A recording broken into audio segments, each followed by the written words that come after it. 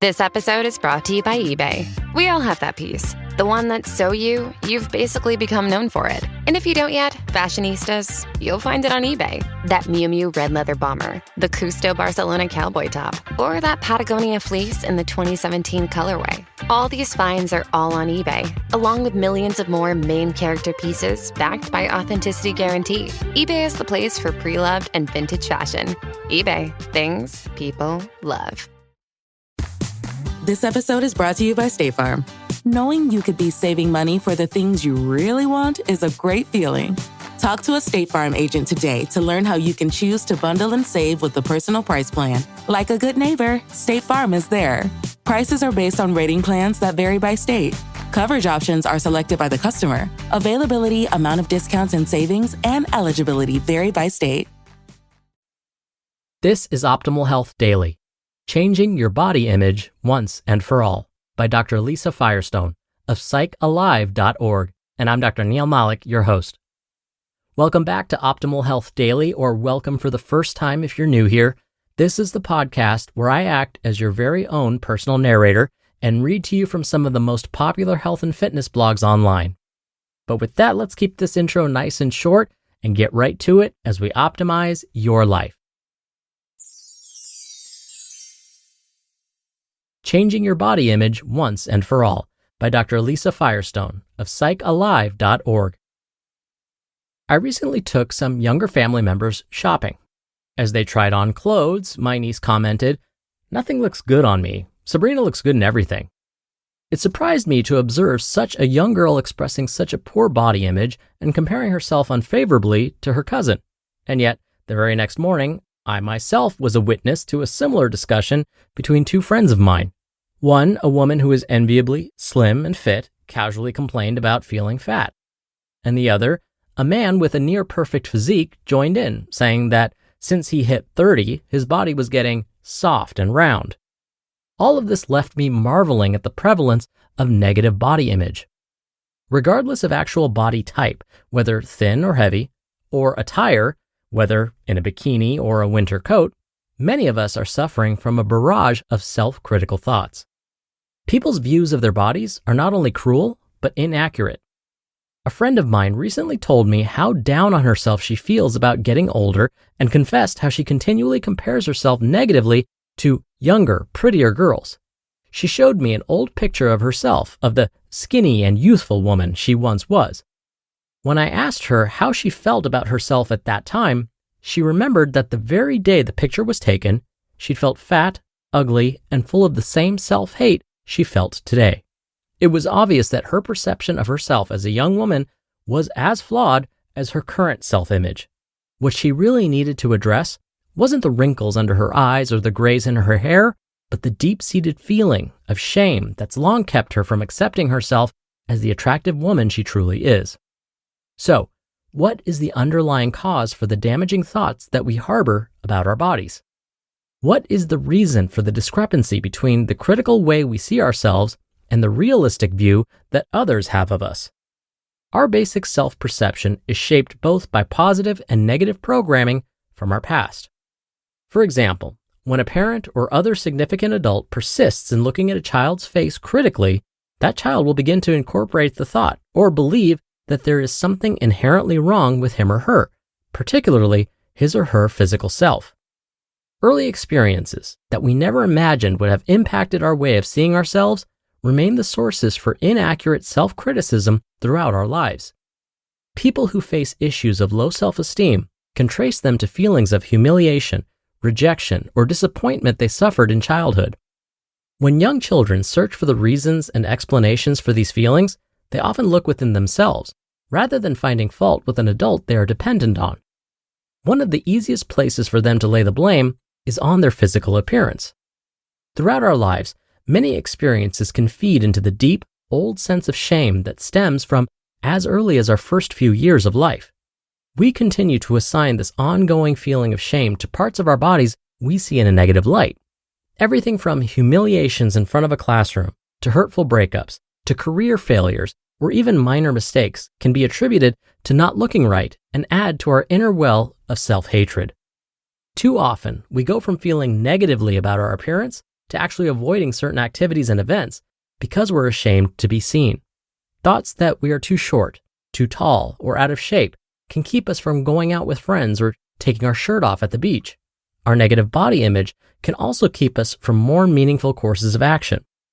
For example, we may assume someone we're interested in is not attracted to us, or we may avoid intimacy altogether because we're insecure about how we look.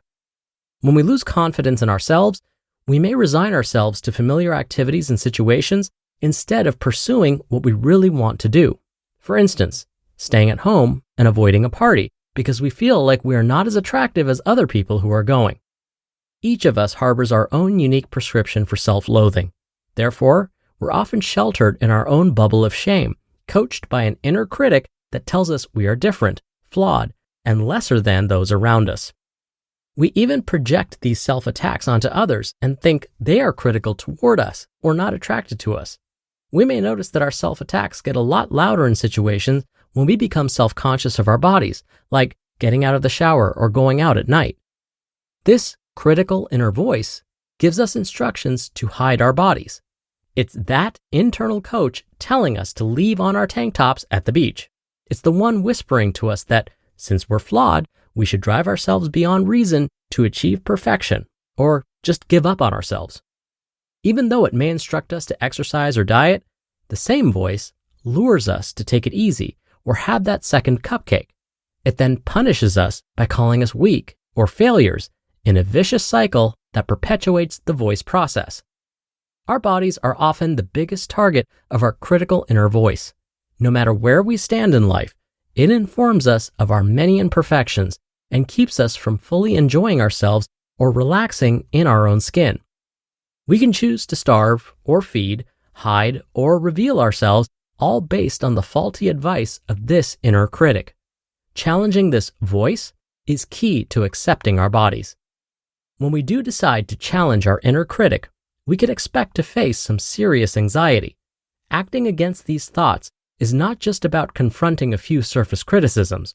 Rather, it involves awakening a great beast long fed on the belief that we are inadequate in some way. This beast may be cruel, but it has also grown familiar to us. Acting against its will by taking our goals seriously and feeling confident in our bodies will rouse this inner critic, which, for a time, will get louder. However, like the Wicked Witch melting in The Wizard of Oz, the voice will eventually fade into the background. So, when it tells us to keep our sweater on or to hide in the back of the room, it is important to throw caution and clothing to the wind and to remember that this act isn't just about shedding layers of fabric. It's about stripping yourself of years of self-hatred, shame, and misplaced criticism that just doesn't belong in the here and now.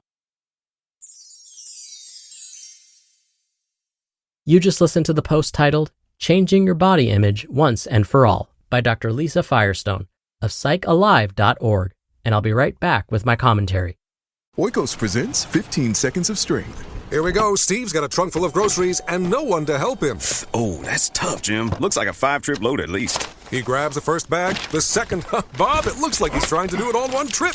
He shimmies the door open, steps over the dog, and he stumbles. Oh, right into the kitchen without missing a beat. Jim, now that's a man who eats his protein-packed Oikos. With 15 grams of complete protein in each cup, Oikos Triple Zero can help build strength for every day. Oikos, stronger makes everything better. You just realized your business needed to hire someone yesterday.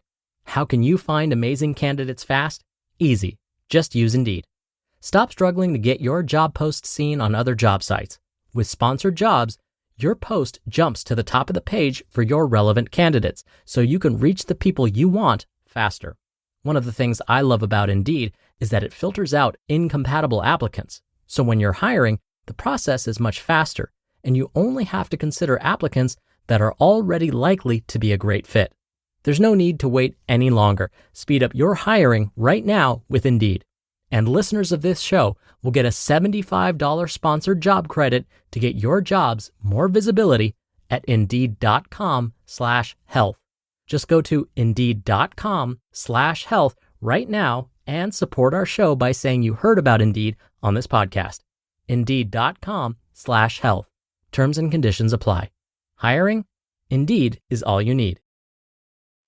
Dr. Neal here for my commentary. There's a reason it's said that each of us, we are often our own worst critics. Through various studies, it's been found that most of us spend the majority of our days engaging in negative self-talk. That basically means we spend most of our waking hours with thoughts that are all about being critical of ourselves. And look, I'm guilty of this too. On some level, yes, this self-criticism can help us to strive to be better. But there is a point where this negative self-talk holds us back from our true potential, and it takes time to rewire the brain to engage less in this kind of self-talk. I'll be honest, I haven't quite mastered it yet. But I happened to read an article by psychologist Ellen Hendrickson, and she talked about how self-confidence is often linked to our self-criticisms. And I really loved something she said. Quote, "We gain confidence through action. We have to do things before we feel 100% ready, and then our confidence catches up." End quote. So maybe, as today's author, Dr. Lisa Firestone said, we shed the years of self-hatred, shame, and misplaced criticism by taking action. This action will then lead to new thoughts and feelings about ourselves, and hopefully more confident thoughts. And of course, let's be real, sometimes we can become so paralyzed with fear, anxiety, or even perfectionism that we can't take action. It just freezes us. In these situations, it can be really helpful to talk to a licensed health professional who can help with this process. So don't forget, there are resources out there that can help. All right, that's another edition of Optimal Health Daily. I hope you're having a great weekend. Thank you so much for listening. And of course, I'll be back here with you again tomorrow. So I'll see you there where your optimal life awaits.